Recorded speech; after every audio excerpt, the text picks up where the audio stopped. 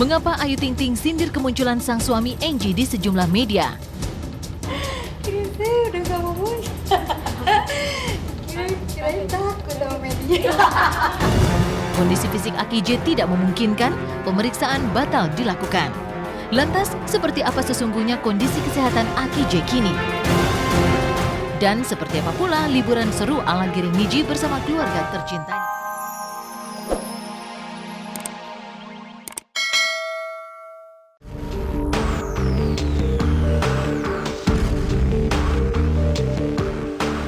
Selamat sore pemirsa, Seleb on Cam kembali hadir menemani Anda untuk menyajikan kisah dari publik figur secara mendalam.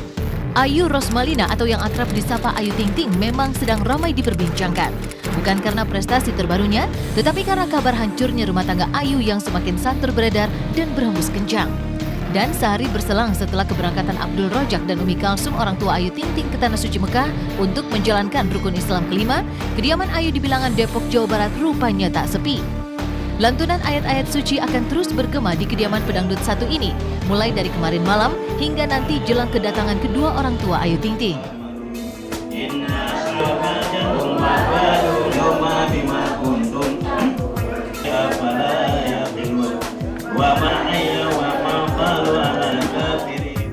Adik saya Abdul Rojak sampai sini berangkat haji. Sekarang kita doakan, saya ibadah, diberikan kesehatan, ya sama di bulan kembalian, usiakan terus. Pengajian yang berlangsung sejak sore hari itu setidaknya menyiratkan sebuah sinyal selain untuk mendoakan keselamatan kedua orang tua Ayu, pengajian tersebut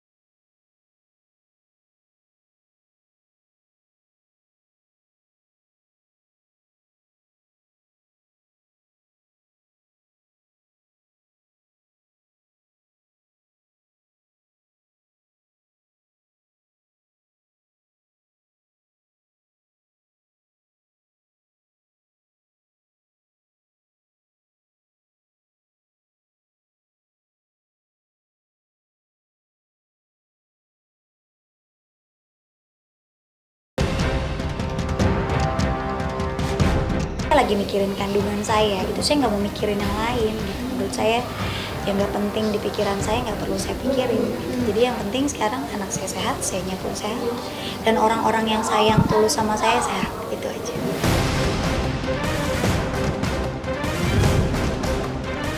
ketiadaan Angie seolah semakin menegaskan bahwa rumah tangga pedangdut dengan nama asli Ayu Rosmalina itu benar tengah didera masalah. Tapi tidak ada jawaban pasti masalah seperti apa sesungguhnya yang sedang mereka hadapi. Dan jawaban itu semakin tertutup kabut misteri saat Ayu Ting Ting menyikapi pernyataan Angie sehari sebelumnya dengan cara yang terkesan menyindir. Nah, kan kalian juga tahu saya di sini nggak kemana-mana. Komunikasi seperti biasa. Saya udah gak mau muncul. Kirain takut sama media. Masa? Oh, saya nggak tahu. Itu salah. Preskon. Kayak artis aja sih preskon. Entah itu hanya sebuah guyonan biasa atau memang benar jika kalimat itu sindiran untuk sang suami.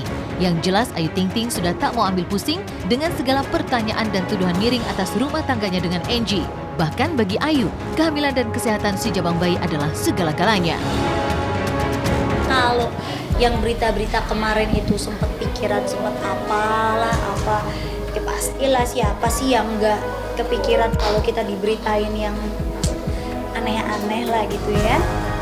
Tapi kan saya nyadar lagi gitu ya, inilah memang sudah resikonya saya harus terima gitu. Makanya saya nggak akan pernah saya bawa stres dan nggak akan pernah saya bawa pusing gitu.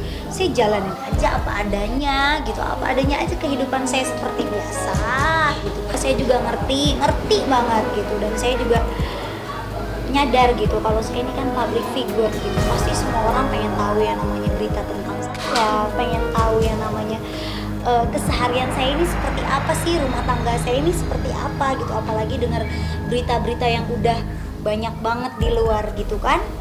Kenapa saya harus nggak tonton gitu, kenapa saya malah nih ya, saya setiap pagi itu saya langsung pasang TV dari jam 6 pagi. Iya, serius. Saya orangnya nggak pernah ada-ada gitu, apa adanya. Saya nonton ya saya nonton. Retaknya rumah tangga Ayu Ting Ting dan Angie yang belakangan ramai diperbincangkan memang masih menjadi sebuah misteri. Apa yang sesungguhnya terjadi dengan rumah tangga mereka? Benarkah adanya orang ketiga atau justru kabar jika tidak adanya restu dari orang tua menjadi pokok permasalahannya? Entahlah, sebagai sahabat, Gading Martin pun berharap jika semua akan berjalan baik-baik saja dan mendoakan yang terbaik untuk keluarga Ayu dan Angie. Ya kalau kenal Angie, kenal, kita satu grup motor bareng. Satu geng bareng, cuman maksudnya ya kenal, tapi kan kita tidak mencampuri urusan rumah tangga mereka gitu. Kalau kemarin mereka menikah ikut berbahagia, kalau sekarang mereka ada masalah, ya kita doain supaya masalahnya cepat selesai. Tapi tidak tahu ceritanya seperti apa. Ya kita doain mudah-mudahan dikasih yang terbaik lah. Tidak pernah berbicara no comment. Saya tidak pernah menyatakan berbicara no comment sampai sekarang. Yang jelas, saya cuma minta pengertiannya. Saya nggak mau banyak ngomong. Tidak semua apa yang saya rasakan dan apa yang saya alami dan yang saya jalani, semua orang harus tahu. Dan saya juga punya privasi. Daripada nanti ngeganggu janin saya, takutnya kenapa-napa, jangan sampai. Makanya saya lebih baik. Yang penting insya Allah saya selalu ada di jalan yang benar.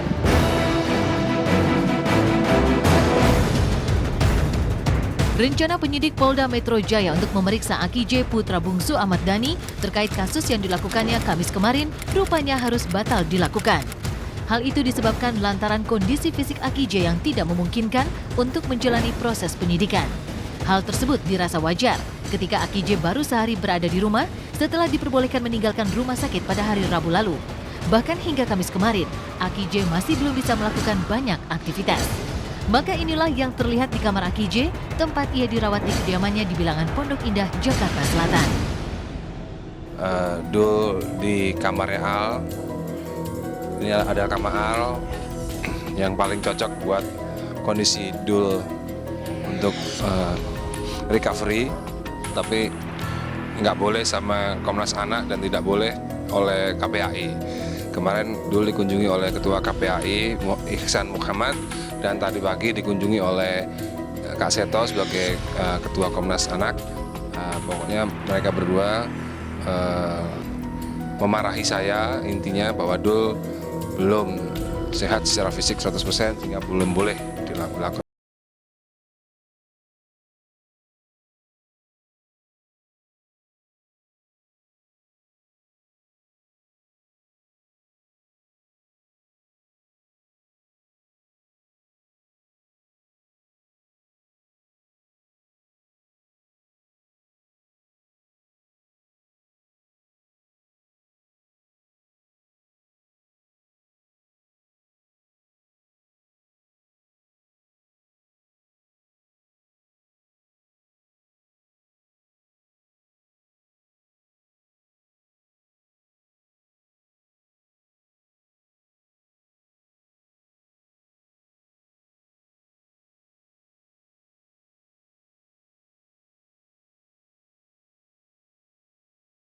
Tujuh dialami oleh anak 13 tahun. Itu nggak main-main. Mungkin juga bisa jadi mungkin kondisi dulu pulih 100% saat undang-undang itu berlaku. Bisa juga loh, ya kan?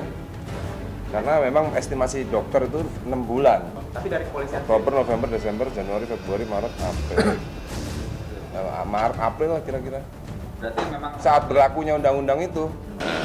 Bahwa anak-anak yang berkonflik dengan hukum di pasal 59 dan 64 itu harus juga mendapatkan pemantauan kondisi kesehatannya bagaimana sehingga di dalam berbagai upaya proses pemeriksaan semuanya betul-betul perfect dalam kondisi yang normal. Hasilnya juga jernih, tidak bias, mungkin dengan kondisi yang tidak sehat, bisa menyimpang, sehingga justru akan merugikan pemeriksaan.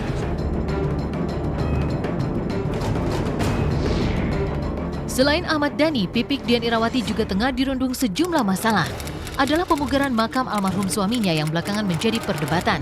Ketika Pipik merasa kecewa saat pemugaran itu dianggapnya terlalu berlebihan, maka Ustadz Aswan, kakak almarhum, justru menentang siapapun yang berniat melakukan pembongkaran terhadap makam tersebut. Lantas, seperti apa pula Majelis Ulama Indonesia menyikapi hal tersebut? Mengapa Pipik lebih memilih diam saat pemugaran makam sang suami meruncingkan perselisihan antara dirinya dengan keluarga almarhum?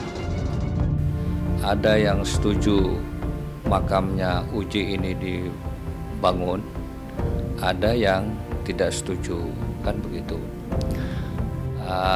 Menurut saya yang tidak setuju itu ada benarnya. Kenapa? Karena di daerah itu dan pada umumnya nanti pemerintah daerah itu semua makam itu akan disamakan nisannya itu. Nah, kalau ini misalnya bangunannya besar, berdiri sendiri, berbeda dengan yang lain-lain, kan itu setidak-tidaknya menjadi pertanyaan. Apakah ini makam siapa? Apakah ulama besar? Apakah wali? Ataukah apa? Kan nanti menjadi. Padahal itu sebenarnya hak Allah menyatakan itu, kita tidak tahu itu. Siapa saja yang punya niat untuk membongkar makam, entah itu dari yang mengaku sebagai mantan istri almarhum, karena ulama berpesan kepada saya agar menyampaikan kepada masyarakat bab iddah. Jadi buat orang-orang yang belum mengerti bab iddah, tolong buka lagi fikih. Bab iddah, saya perlu terangkan di sana bahwa apabila sepasang suami istri meninggal salah satunya, maka dalam waktu kurun iddah itu adalah proses perceraian.